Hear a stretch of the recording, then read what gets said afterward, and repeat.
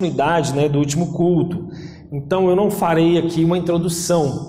Eu apenas quero que os irmãos tenham clareza da diferença entre pregar expositivamente, que é pregar um texto, pegar um texto da palavra de Deus e esmiuçando ele. Talvez os irmãos tenham costume de ver o nosso pastor Augusto Nicodemos fazer isso, Eu às vezes faço com alguns textos, mas não é o caso. O nosso caso é a chamada pregação temática. Talvez a gente não veja isso muito na igreja presbiteriana, Por quê? Isso é bom, porque a pregação temática ela tem um risco de você errar muito grande. Se você não estudar muito, se você não ler bastante, você pode falar coisas fora da vontade de Deus, fora da palavra de Deus. E eu corro esse risco ao pregar tematicamente, como é o nosso caso, Compreendendo a vontade de Deus para realizar essa vontade. Mas eu procurei fazer isso ao minimamente possível. Se porventura os irmãos vier algum equívoco da minha parte, perdoa-me. Mas a ideia é que a gente esteja o mais centrado possível na palavra de Deus. Então não quer dizer que pregar expositivamente é a única forma de pregação que existe, tá bom? É uma das formas, é a mais segura, é a que o texto te dá mais segurança mesmo, a menos possibilidade de errar. Então a temática você fica um pouco mais inseguro e há uma possibilidade até de um deslize ou outro por aí, Mas não é o nosso intuito, ainda que talvez isso porventura aconteça. Vamos orar então? Essa noite, Deus, obrigado por tudo aquilo que o Senhor nos fez caminhar nos textos da palavra de Deus para esse tema, compreendendo a vontade de Deus para então realizá-la. Que essa noite o Senhor continue falando conosco e que tanto nos pilares que foi dito aqui, quanto na vontade geral de Deus para todo cristão, quanto na vontade específica para compreender essa vontade específica, que o Teu Santo Espírito nos guie. Que essa mensagem, Deus, venha do Senhor, não venha da minha habilidade de pregar, se é que eu a tenha. Que não venha da minha habilidade, ó Deus, de eloquência, de homilética, nada disso. Que venha do Espírito de Deus. E que os meus irmãos estejam aqui concentrados nessa mensagem, que nada os distraia, que nada venha roubar essa semente semeada no coração deles. Pai, obrigado por essa noite, fala conosco, fala de forma poderosa no Teu Santo Espírito, no poder do Espírito Santo, essa mensagem possa ser pregada e falada. Que o coração dos meus irmãos seja uma terra fértil para ouvir essa mensagem, não só ouvi-la, mas também aplicá-la para a honra de Jesus somente. Amém? Irmãos, eu tinha citado 6 caminhos para vocês percorrerem ao tomar decisões específicas na vida. E o 7º caminho é o caminho do aconselhamento. Decisões corretas não são alcançadas apenas quando a gente vai lá investigar a Bíblia. Isso é fundamental. É muito importante nós estarmos investigando a palavra de Deus. Mas o caminho do aconselhamento é fundamental. Porque esse caminho do aconselhamento, a Bíblia pode chegar a nós também por intermédio de outras pessoas. Outras pessoas podem nos orientar de como seguir a vontade de Deus e possamos realizá-la. Por isso eu quero desafiar você, aceite conselhos. Mas é claro, de conselho de pessoas certas, pessoas maduras, pessoas em Deus. Não vai sair contando seu problema para qualquer um. Não vai fazer como muitos na internet e pessoas famosas vão lá, desabafam seus problemas na internet. Que falta de maturidade. Que falta de maturidade você ficar expondo seus problemas na internet, no WhatsApp, para que todos vejam. Uma coisa, irmãos, é você pedir oração. Isso não tem problema nenhum, você pedir oração diante de muitos. Agora você ficar expondo os seus problemas pessoais para a rede social, não vale a pena. Então busque conselho com pessoas sábias, maduras em Deus. A palavra nos diz, aconselhai-vos mutuamente. Romanos capítulo 12, Gálatas capítulo 5, Efésios 4, Colossenses 3, 1 Tessalonicenses 5, Hebreus 10, tem muitos textos na Bíblia. Por isso que eu sempre oriento vocês, irmão, não espere só chegar num pastor para pedir conselho. Vá aconselhar também com irmãos maduros na fé. A Bíblia nos aconselha isso. Aconselhar-vos uns aos outros. Ela não diz, vai lá, aconselhe somente com os líderes. Ela não diz, vai lá, aconselhe somente com presbíteros, pastores. Não. Aconselhar-vos mutuamente. A igreja vai crescer sim. Eu não vou cansar de usar essa ilustração com os irmãos. A igreja não é um ônibus onde tem um motorista que é o pastor e você entra e você vai olhar a paisagem enquanto tem alguém dirigindo a igreja ou aquele ônibus. Não, nós somos uma equipe de remo, remando para a mesma direção e o mesmo propósito. Então o caminho que eu quero compartilhar com vocês, continuando a mensagem, é o caminho do aconselhamento. O sábio não só conhece as escrituras, ele não só tem uma boa teologia, mas ele é aberto a conselhos. Deuteronômio 32, 28. É claro, como eu disse para os irmãos, saber a quem procurar é fundamental, porque essa geração do Google, que eu chamo, acha que pelo fato que ela tem informação demais, significa necessariamente tomar decisões sábias. Os irmãos sabem, eu pelo menos não nasci na geração Google, eu nasci em 83, não havia pelo menos internet disponível para nós, poderia ter lá, sei lá, uma situação muito específica.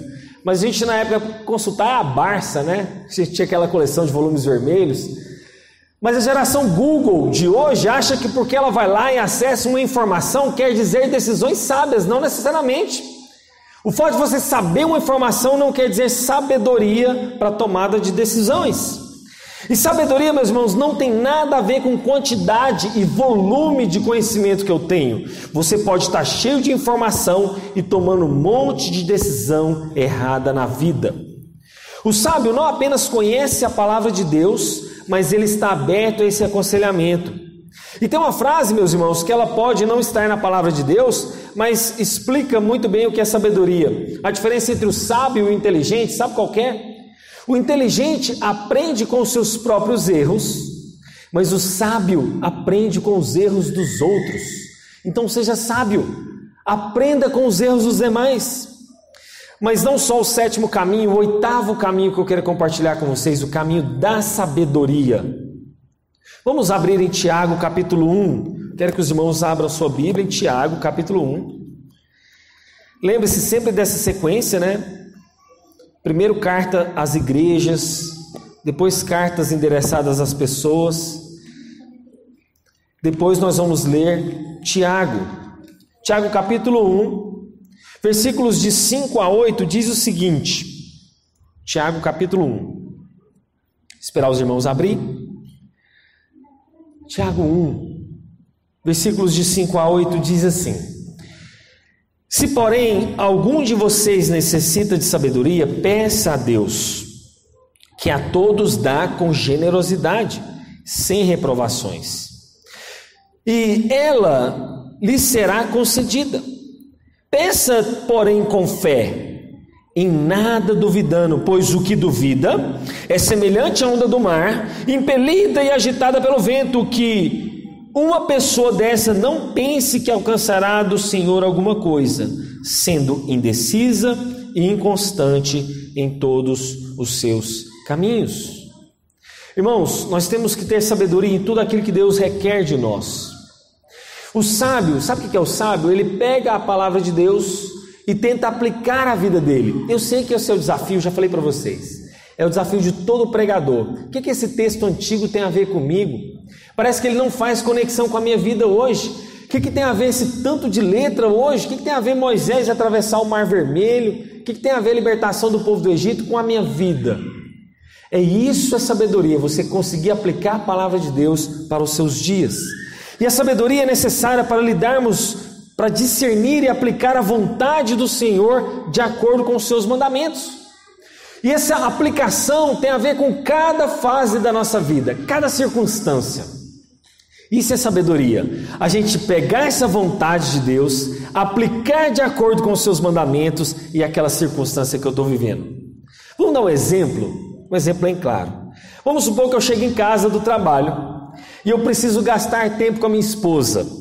Porque a palavra de Deus diz em Efésios capítulo 5, verso 25 o seguinte: maridos, amai a vossas esposas. Então eu cheguei do trabalho, eu tenho que gastar tempo com ela, porque a Bíblia diz para eu amar a minha esposa. Aí tem uma outra opção. Alguém, um irmão da igreja me liga, está passando por um momento difícil, e a Bíblia também diz que eu devo aconselhar uns aos outros. O que fazer nessa hora? Amar a minha esposa, dedicar tempo a ela, ou atender o chamado de um irmão que está precisando de ajuda? Isso é sabedoria. É você saber conciliar o tempo com a necessidade, obedecendo o mandamento de Deus, porque os dois é mandamento do Senhor. Ambas situações apresentam escolha que expressa a vontade de Deus. A vontade de Deus de amar o próximo. Mas decidir o que fazer naquele momento envolve discernimento, envolve eu priorizar as coisas. Nós temos uma impressão de que nunca dá tempo para fazer aquilo que a gente planeja. E quando a gente pensa dessa forma, a gente demonstra ter uma expectativa equivocada. Equivocada porque Deus nos deu 24 horas do tempo, e quando a gente não usa esse tempo com sabedoria, o tempo que Deus nos disponibilizou, significa que está faltando discernimento, de sabedoria em fazer algo e deixar de fazer outra coisa. Caso contrário, nós vamos cansar. E não só vamos cansar, como vamos nos fatigar, e pode ser que a gente se esgote. Abra no Salmo 119 também. Eu não vou abrir muitos textos, mas nesse início de pregação, Salmo 119, versículos 99 e 100. Salmo 119, versículos 99 e 100. Nós falamos de dois caminhos até agora, o caminho do aconselhamento, e agora estamos no caminho da sabedoria para tomar decisões específicas conforme a vontade de Deus. Salmo 119, versículos 99 e 100, diz assim: compreendo mais do que todos os meus mestres, porque medito nos teus testemunhos. Sou mais entendido dos que os idosos, porque guardo os teus preceitos. Irmãos, viver muito tempo de vida não significa ter sabedoria. Tem muitos idosos que não são sábios. Tem muitos idosos, por mais experiência de vida que ele passou, ele não é alguém sábio. Por quê? O salmista está mostrando o caminho da sabedoria. O que é o caminho da sabedoria? Compreender mais do que eles, porque medita nos testemunhos de Deus. Ele é mais entendido do que os idosos, porque guarda os mandamentos de Deus, os seus preceitos. Então o caminho da sabedoria é guardar os mandamentos de Deus. E esse tem que ser um pedido constante da nossa vida. Sabedoria é uma oração e um clamor não só pontual para a sua vida, mas tem que ser um clamor intenso. Clamar por sabedoria não é só na hora do socorro. Clamar por sabedoria não é só na hora do aperto. Clamar por sabedoria é uma constância. Tem que ser o seu clamor constante, ok? Caminho então do aconselhamento, caminho da sabedoria. Nono caminho: toda escolha deve visar a glória de Deus e não prioritariamente a minha autossatisfação. Tomar decisões segundo a vontade de Deus significa visar a glória de Deus e não primariamente a minha autossatisfação. Irmãos, o que mais essa sociedade quer é isso. Ela quer a autossatisfação. E sabe o que é interessante? Eu falando hoje na escola bíblica, imagina que você vai no shopping comer alguma coisa. E aí você vai lá para a praça de alimentação, tem um monte de opção de comida. E aí você pensa assim, o que eu vou comer? Aí você pensa, escolhe, aí você vai e come alguma coisa. Quando você acaba de comer, você está insatisfeito. Porque lá no fundo você fala assim, nossa, eu queria ter comido tal coisa e não isso. Por que o nível de insatisfação da nossa sociedade é tão grande, mesmo diante de tantas escolhas? Porque ele sempre está buscando preencher o vazio que é do tamanho de Deus. O vazio dele é tão grande que o McDonald's não vai preencher, a Pizza Hut não vai preencher, o filme que ele escolheu no cinema não vai preencher, nada. E eu não estou dizendo que isso é imoral, não estou dizendo que isso é ilícito, eu só estou dizendo que a sua plena satisfação, o seu fim da sua vida não está nessas coisas. E fazer tudo para a glória de Deus é que vai nos satisfazer de fato. Irmãos, nós temos hoje diversas séries para escolher na Netflix. Sabe qual é a média que alguém leva para escolher um filme ou uma série na Netflix? 20 minutos. E depois que passa os 20 minutos, ele desiste. E sabe o que é a frase que ele usa? Não tem nada para assistir. Não tem nada de bom para ver. E ele passou ali 20 minutos tentando escolher, em média, um filme e uma série. Tudo por quê? Por causa dessa insatisfação. Essa geração tem buscado plenamente a sua autossatisfação. E quando ela está atrás disso e não busca a glória de Deus, ela vai se autodestruir. Porque ela quer uma satisfação sem sacrifício. Ela quer um prazer sem se sacrificar. Ela quer a glória, mas não abre mão do seu eu. Ela quer o topo da montanha, mas não quer escalada, ela quer chegar lá de helicóptero. Irmãos, a nossa plena satisfação, como diz o nosso irmão John Piper, é somente em Deus. Então, meus irmãos, toda escolha deve primeiramente visar a glória de Deus e não a sua autossatisfação. 10º caminho para compreender melhor a vontade de Deus na minha vida de forma específica. Ao tomarmos decisões específicas para nossas vidas, meus irmãos, cuidado com a idolatria. 10º caminho. A idolatria pode virar uma obsessão. Sabe aquele desejo que você quer em Deus? Você está buscando em Deus uma direção específica para a sua vida. Você quer se casar, por exemplo. E aí, meus irmãos, de tanto você buscar uma direção específica de Deus para o seu casamento, ou esposa, aquilo ali pode virar uma obsessão, uma idolatria. Talvez você quer muito crescer na carreira, você quer muito trocar de emprego, você quer muito abrir uma empresa, e você está orando há anos por isso, e está pedindo de Deus, cuidado para isso não virar uma obsessão e um ídolo na sua vida. Sabe por que a gente pôs esse versículo aqui, para você nunca esquecer disso aqui? Primeiro mandamento, Êxodo capítulo 20, versículo 3, não terás outros deuses diante de mim. Pessoas podem buscar os seus alvos, e esses alvos pessoais, mesmo sendo uma coisa lícita, mesmo sendo algo bom, pode se tornar um ídolo na sua vida. E, meus irmãos, ministério pode ser um ídolo, filho pode ser um ídolo, marido pode ser um ídolo. Não interessa, alguma coisa pode tomar o lugar de Deus na sua vida, e cuidado.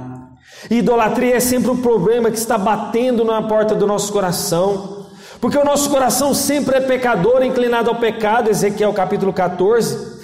Calvino já dizia que o nosso coração é uma fábrica de ídolos. Cuidado para que a vontade que você tem tanto de realizar na sua vida específica não vire uma idolatria.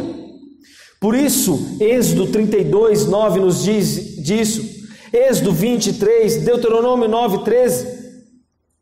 E sabe, irmãos, ao tentarmos focar demais em descobrir um plano específico de Deus para nós, a gente se volta demais para nós mesmos, a gente se volta demais para o nosso próprio desejo, e a gente esquece de Deus, a gente esquece de glorificar a Deus, talvez com o desejo que a gente está pedindo.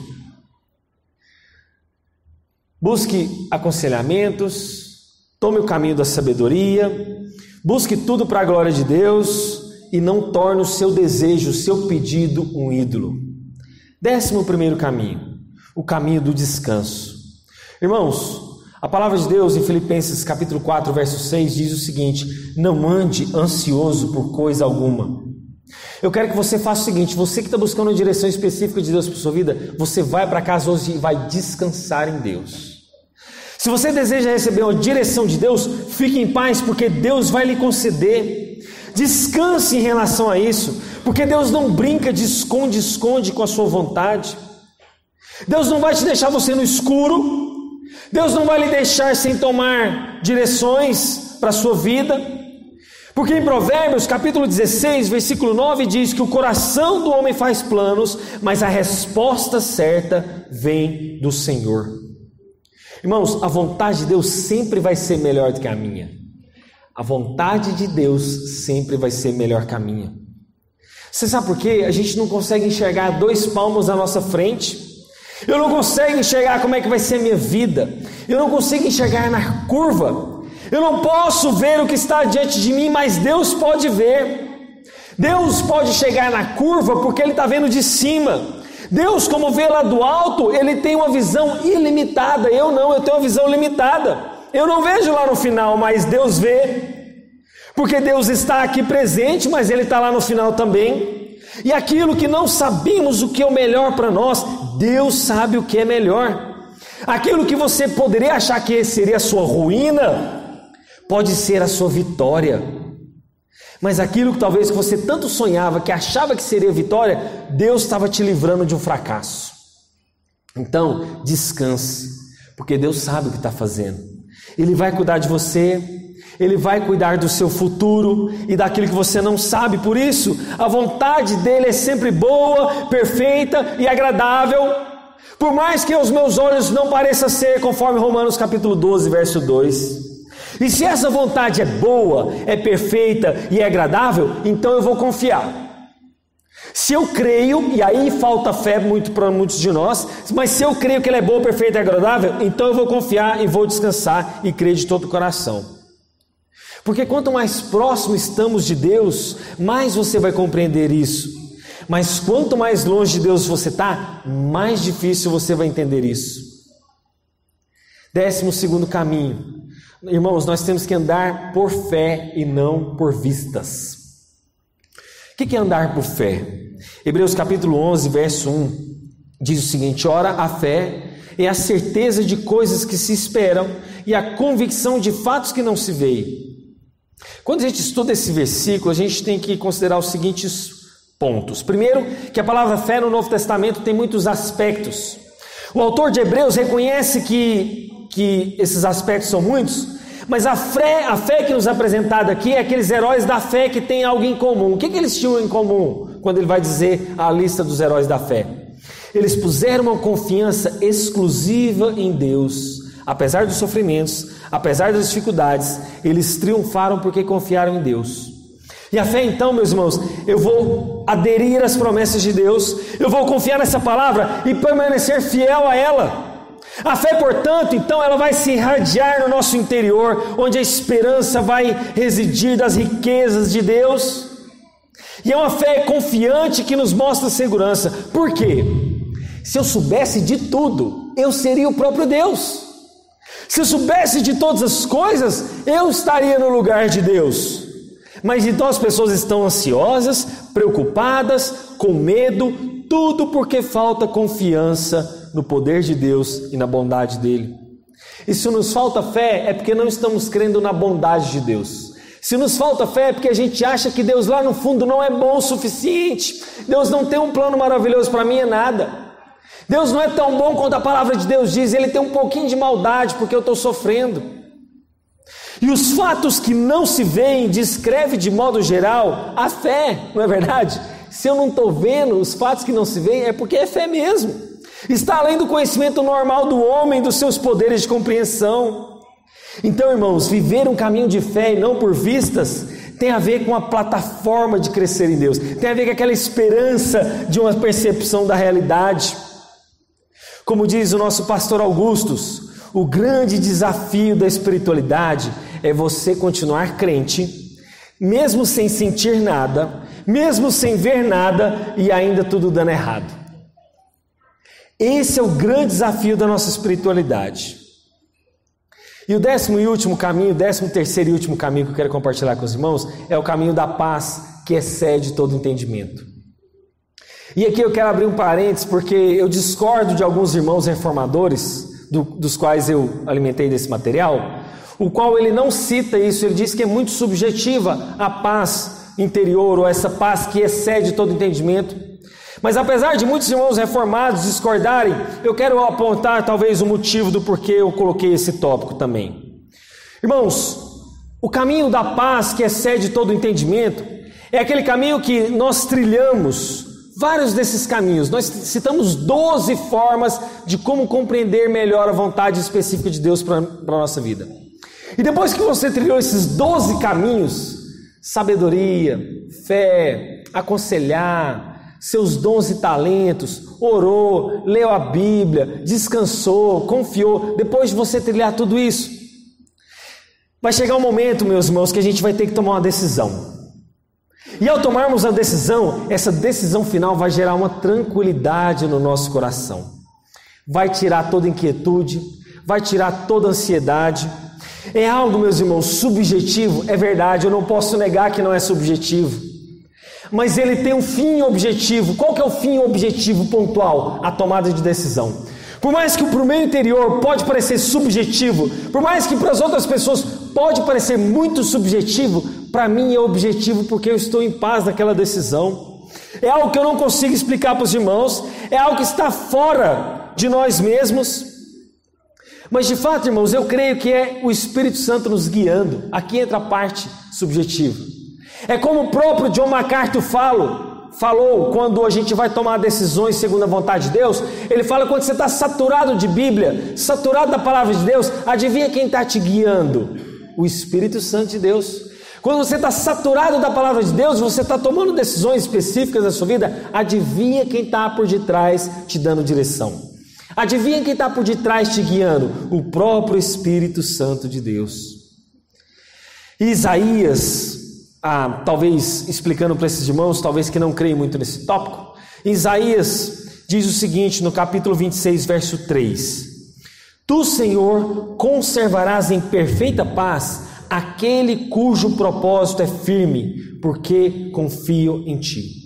Tu, Senhor, conservarás em perfeita paz aquele cujo propósito é firme e confia em Ti. Em Filipenses capítulo 4, versículos 6 e 7, Paulo dá instruções a Evódia e Sintique, e a respeito de descansarmos em Deus, e sabe o que ele escreve? Ele diz o seguinte: olha, irmãos, grave esse texto. Não fiquem preocupados com coisa alguma, mas em tudo sejam conhecidos diante de Deus vossos pedidos. A gente não falou do caminho de não ficar preocupado? A gente não falou desse caminho? A gente não falou aqui do caminho de orar diante de Deus? A gente não falou desse caminho? E aí o que Paulo fala? Pela oração, pela súplica. A gente não falou de ser grato a Deus? Lá naquelas vontades gerais de Deus? Desses 3 caminhos, sabe qual é a conclusão de Paulo? E a paz de Deus, que excede todo entendimento, guardará o seu coração e a sua mente em Cristo Jesus. Essa paz, eu não sei explicar para esses irmãos que discordam de mim, mas é uma paz que você não pode explicar, mas desde que você percorreu todos esses caminhos. E Paulo só falou de 3, Paulo falou de ação de graças, Paulo falou de orações e súplicas, e Paulo falou que nós não vivêssemos ansiosos ou preocupados com coisa alguma. Irmãos, se há alegria no Senhor no nosso coração, se há uma constante oração, o resultado é paz. E a paz de Deus, que não pode se explicar, que excede todo o entendimento, essa doce paz tem origem no próprio Deus. E essa paz é quase que um dom divino que emana de todo o caminho que nós percorremos diante de Deus. Essa paz então vai ser muito além do meu entendimento, porque ela vai além de um planejamento, de um cálculo inteligente da nossa parte, ela transcende os poderes intelectuais humanos, uma análise, uma percepção, ainda que Deus não anula isso em nós. Mas sabe de uma coisa? Irmãos, essa é uma das razões, de fato, que o nosso coração e nossa mente será guardado. E, irmãos, a verdadeira vida cristã não é eliminar todas as circunstâncias desagradáveis da nossa vida, é confiar nesse bom propósito soberano de Deus.